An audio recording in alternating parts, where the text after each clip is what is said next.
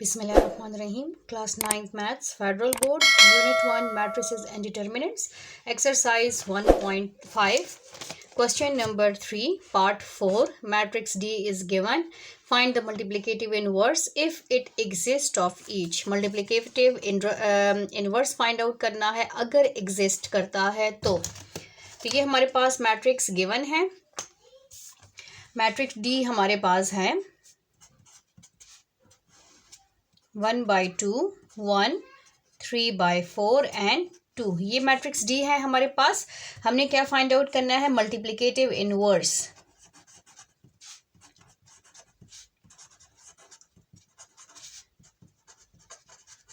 Multiplicative inverse of D किसके equal है? D inverse. इसको हम ऐसे लिखते हैं, डी के ऊपर -1, तो इसको डी इनवर्स कहते हैं. डी इनवर्स का फॉर्मूला है, we know that D inverse is equal to D inverse is equal to 1 divided by determinant of D and adjoint of D.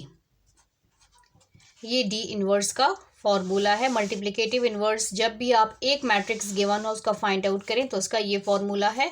इसको हम इक्वेशन 1 का नेम दे देते हैं.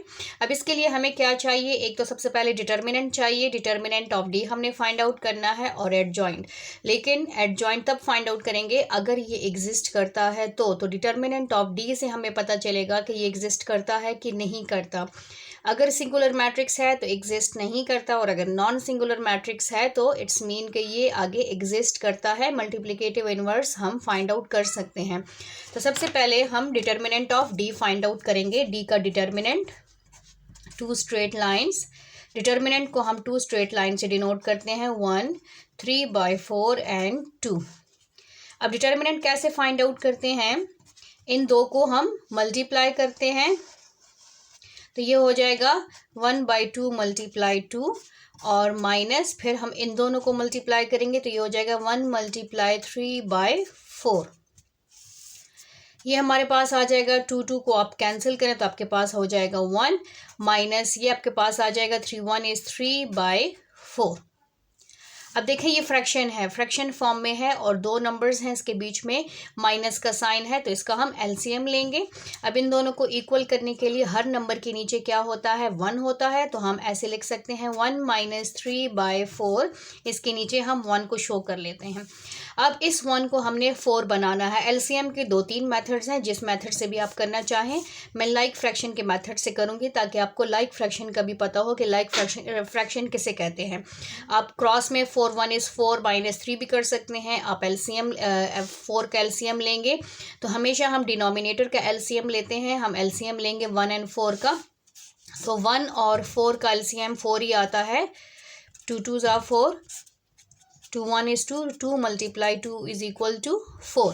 तो मैं क्या करूँगी कि मैंने इसके डिनोमिनेटर को सेम करना है. तो सेम कैसे लेकर आएंगे? एलसीएम लेकर आना है. जो एलसीएम हमारा आया है तो हम वो इसको बनाएंगे.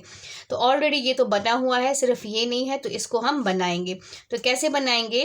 1/1 एज इट इज़ है. अब इस 1 को मैं 4 कैसे बनाऊँ? तो मैं मल्टीप्लाई करूँगी 4 से, तो मैं नीचे भी मल्टीप्लाई करूँगी और ऊपर भी मल्टीप्लाई करूँगी. फिर -3/4 एज इट इज़ मेरे पास मौजूद है. इसको मैंने 4 ही रहने देना है. इसको मैं कोई और नंबर नहीं बनाऊंगी. तो इसको मैं 1 से मल्टीप्लाई करूंगी. जो काम हम डिनोमिनेटर में करेंगे वही हम न्यूमरेटर में भी करेंगे. तो ये हमारे पास बन गया 4 1 is 4, 4/4 minus 3/4.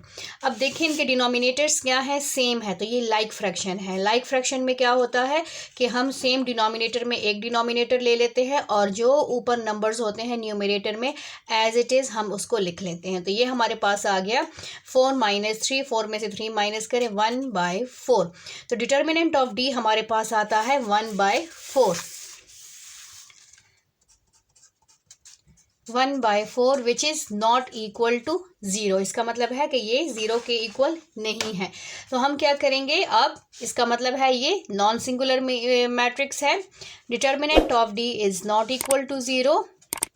It is non singular matrix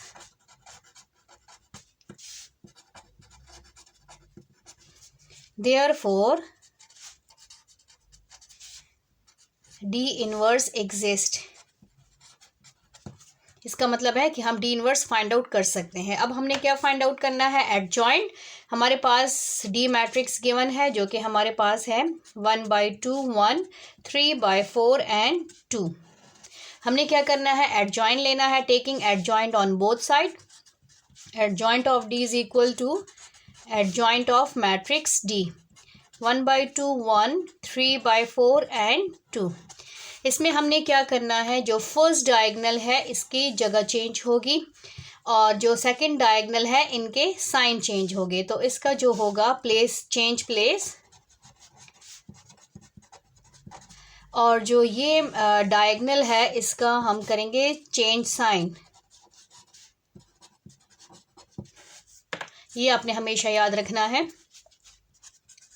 adjoint of D हमारे पास किसके इक्वल हो गया, इन दोनों की जगह चेंज होगी तो ये 2 और 1/2 बन जाएगा।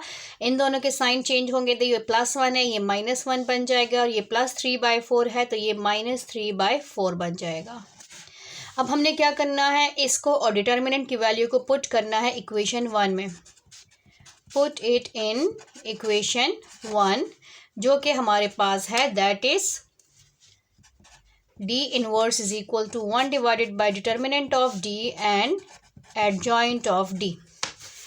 पुटिंग करें तो हमारे पास D इनवर्स किसके इक्वल है, 1 divided by determinant of D जो हमारे पास आया है वो है 1/4 और एडजॉइंट ऑफ D तो हम एडजॉइंट ऑफ D मैट्रिक्स लिख लेते हैं जो कि है 2 -1 -3/4 एंड 1/2। अब इसको हमने सॉल्व करना है 1 डिवाइडेड बाय, इसको मैं सिंपल मेथड से आपको करवा दूं, जो मेथड आप स्टार्ट से बेस से सीख रहे हैं क्लास 3 और 4 से, वो क्या है कि ये 1 हो गया, ये हमारे पास डिवीजन की साइन है और ये हमारे पास 1/4 हो गया है, ठीक है। और ये हमारे पास जो मैट्रिक्स है उस मैट्रिक्स को हम लिखेंगे, वो मैट्रिक्स हमारे पास क्या है, 2 -1 -3/4 एंड 1/2। अब इस डिवाइड के साइन को जब हम मल्टीप्लाई में चेंज करते हैं तो क्या होता है, इन दोनों की जगह चेंज हो जाती है। जो डिनोमिनेटर में होता है वो न्यूमरेटर में शिफ्ट हो जाता है, जो न्यूमरेटर में होता है वो डिनोमिनेटर में आ जाता है, और हमारे पास मैट्रिक्स 2 -1 -3/4 एंड 1/2 रह गया, ये एज इट इज़ आएगा। अब ये हमारे पास 4 1 इज़ 4 तो ये 4 बन गया, 4/1 लिखें या 4 लिखें से कोई फ़र्क नहीं पड़ता, और ये हो जाएगा 2 -1 -3/4 और 1/2 मैट्रिक्स आ गया है। अब ये 4 क्या हो रहा है, ये पूरे मैट्रिक्स से मल्टीप्लाई हो रहा है, तो हमने इसको मल्टीप्लाई करना है। मल्टीप्लाई कैसे करेंगे, ये देखें, ये हमारे पास हो जाएगा मैट्रिक्स 4 × 2 4 × -1, ये हमारे पास हो जाएगा 4 × -3/4 एंड 4 × 1/2। 4 जो है पूरे ब्रैकेट से मल्टीप्लाई होगा पूरे मैट्रिक्स से, 4 2s आर, हमारे पास आ जाएगा 8 -4, यहाँ पर आप 4 4 को कैंसिल करें तो आपके पास -3, और ये 2 1 इज़ 2 2 2s आर 4 तो आपके पास आ जाएगा 2। तो ये हमारे पास डी इनवर्स का आंसर है।